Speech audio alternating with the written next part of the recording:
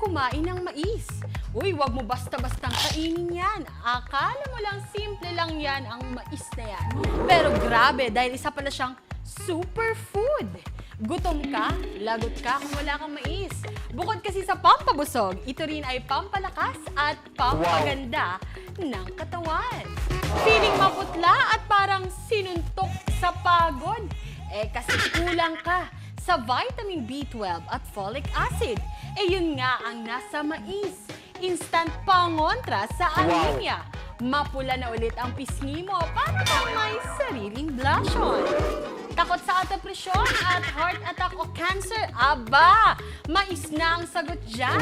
May taglay itong powers na parang superhero na pangontra sa sakit. Gusto mo bang luminaw ang paningin mo? Mais lang ang sagot dyan.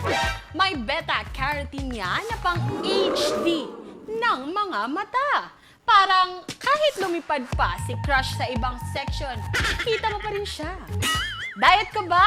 O siya, mais na lang. May fibers kasi yan para sa bituka mo. Plus, may protein, minerals at antioxidants pa. Pang-sexy, pang-healthy pa. Talagang pang-malakasang pampapayat.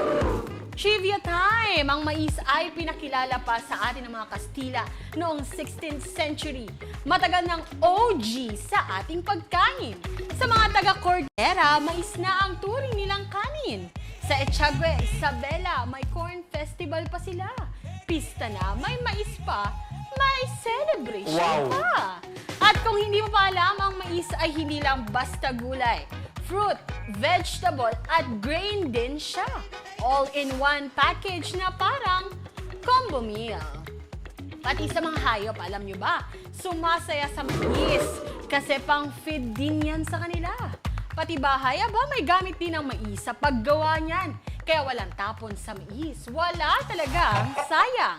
Kaya kung gusto mong maging fit, fab, at fabulous, magmais ka na.